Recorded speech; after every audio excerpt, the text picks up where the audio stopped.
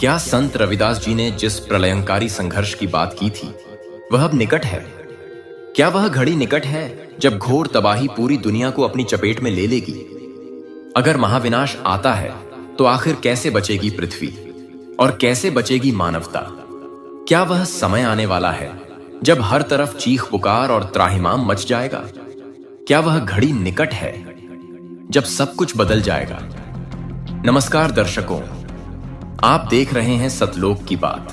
अगर आप भी इन रहस्यमयी सवालों के जवाब जानना चाहते हैं तो इस वीडियो के अंत तक बने रहें। सदियों पहले संतों ने, महापुरुषों ने और भविष्य दृष्टाओं ने समय के उस मोड़ को देखा था जिसे आज हम जी रहे हैं। उनमें से एक महान संत थे। संत रविदास जी एक ऐसे संत जिनकी वाणी केवल शब्द नहीं थी, वह समय का दर्पण थी। उन्होंने कहा था, देश बचाने के लिए होगा एक आह्वान, युग परिवर्तन के लिए चले प्रबल तूफान। सोचिए, आखिर वह कैसा तूफान होगा जो केवल प्रकृति का नहीं बल्कि पूरे युग का परिवर्तन करेगा।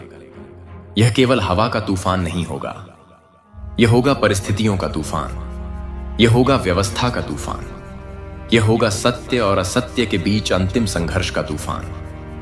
आज जब आप चारों ओर देखते हैं तो क्या आपको नहीं लगता कि दुनिया धीरे धीरे उसी तूफान की ओर बढ़ रही है? प्राकृतिक आपदाएं बढ़ रही हैं, भूकंप, बाढ़, महामारी, युद्ध के बादल। क्या यह सब केवल संयोग है या यह वही संकेत हैं जिनके बारे में संतों ने चेतावनी दी थी? संत रविदास जी ने आगे कहा, तीनों ओर से होगा हमला, देश के अंदर द्रोही घपला।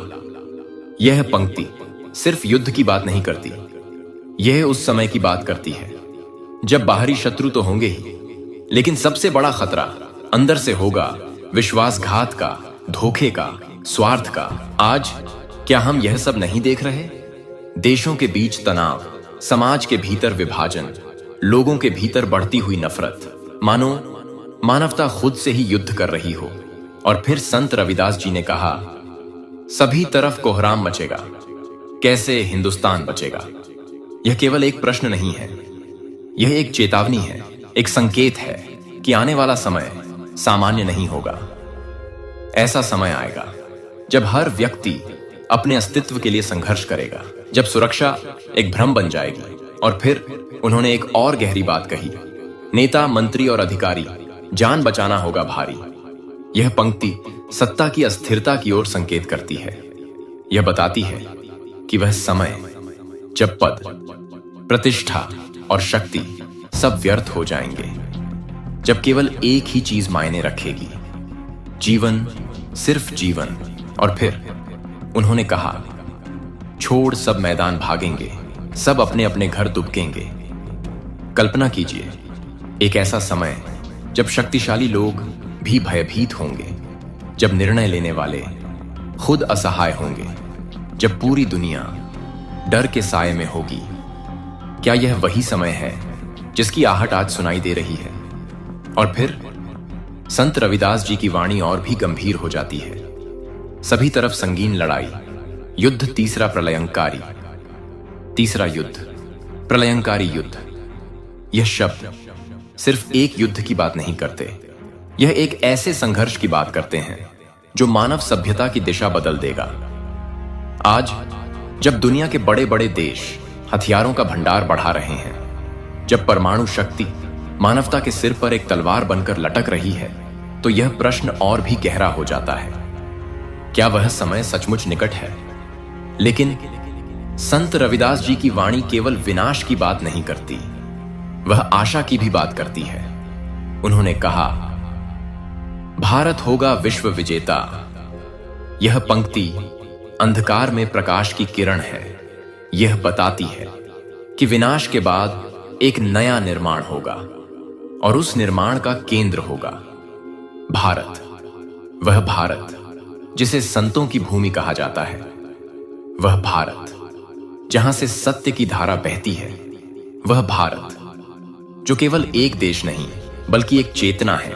और यही नहीं, दुनिया के एक और प्रसिद्ध भविष्यवक्ता जीन डिक्सन, उन्होंने भी भारत के बारे में एक विशेष भविष्यवाणी की थी।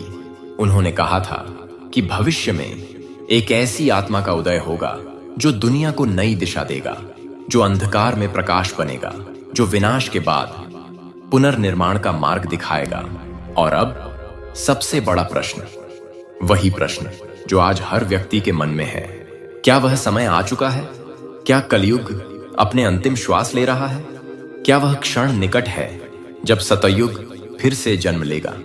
लेकिन उससे पहले काल चक्र अपना अंतिम प्रहार करता है, अपनी अंतिम परीक्षा लेता है, और वही परीक्षा अब शुरू हो चुकी है, या शायद अब शुरू होने वाली है। संतों ने कहा था, और फिर संत रविदास जी ने कहा था, त्राहिमाम मचेगा, चारों ओर हाहाकार मचेगा। यह हाहाकार सिर्फ युद्ध का नहीं होगा, यह प्रकृति का भी होगा। धरती अपना संतुलन बदलेगी, आकाश अपना स्वर बदलेगा, समुद्र अपनी सीमा भूल जाएगा, और मानव अपने अहंकार का परिणाम देखेगा। यह वही समय होगा जब मनुष्य समझेगा कि वह प्रकृति का स्वामी नहीं, बल्कि एक छोटा सा हिस्सा है। और फिर उन्होंने कहा, सारे मुल्क आपस में टकरा जाएंगे। यह टकराव केवल सीमाओं का नहीं होगा, यह विचारों का टकराव होगा, यह अस्तित्व का टकराव होगा। जब हर राष्ट्र अपने अस्तित्व को बचाने के लिए लड़ेगा, जब मित्र शत्रु बन जाएंगे और शत्रु विनाश का कारण बनेंगे। लेकिन इस अंधकार के बीच वह अवतार जो सतयुग का निर्माण करेगा, यह अवतार किसी महल में जन्म नहीं लेगा। वह साधारण होगा, लेकिन उसकी चेतना असाधारण होगी। वह शक्ति से नहीं, सत्य से जीतेगा। वह युद्ध से नहीं, ज्ञान से परिवर्तन लाएगा। वह लोगों को डराकर नहीं, जगाकर मार्ग दिखाएगा, क्योंकि हर अंत से पहले एक अंतिम संघर्ष होता है, और वही संघर्ष अब मानवता के सामने है। आज हर व्यक्ति के सामने दो मार्ग हैं, एक मार्ग भय का, दूसरा मार्ग सत्य का। जो भय को चुनेगा वह अंधकार में रहेगा, जो सत्य को चुनेगा वह प्रकाश का हिस्सा बनेगा, क्योंकि सतयुग किसी एक दिन नहीं आएगा। सतयुग उन लोगों के माध्यम से आएगा जो सत्य के मार्ग पर चलेंगे, जो धर्म के मार्ग पर चलेंगे, जो मानवता के मार्ग पर चलेंगे। और जब ऐसे लोग बढ़ेंगे तो धीरे धीरे दुनिया बदल जाएगी। यही कालचक्र का नियम है, यही समय का सत्य है। कलयुग हमेशा नहीं रहता, और सतयुग हमेशा दूर नहीं रहता। वह आता है जब समय पूरा होता है, वह आता है जब मानवता तैयार होती है। और शायद वह समय अब दूर नहीं है। शायद हम वही पीढ़ी हैं जो इस परिवर्तन को देखेगी, जो इस अंत को देखेगी, और उस नए आरंभ को भी देखेगी। जब भय समाप्त होगा, जब सत्य स्थापित होगा, जब मानव फिर से मानव बनेगा, और यही सतयुग होगा। कुछ लोग मानते हैं कि वह दिव्य मार्गदर्शक पहले से ही भारत की भूमि पर प्रकट हो चुका है। उनके अनुसार वह कोई राजा नहीं, बल्कि एक संत के रूप में आया है। वे कहते हैं कि वह संत मानवता को सत्य का ज्ञान दे रहा है। उनके अनुयायी उस संत को ही सतयुग का अग्रदूत मानते हैं। उनका विश्वास है कि वह संत है, संत रामपाल जी महाराज। वे मानते हैं कि उनकी शिक्षाएं मानवता को एक नई दिशा देंगी, और उनके अनुसार वही ज्ञान भविष्य के सतयुग की नींव बनेगा। अब यह समय ही बताएगा कि भविष्यवाणियों का वास्तविक अर्थ क्या है और सत्य किस रूप में प्रकट होगा।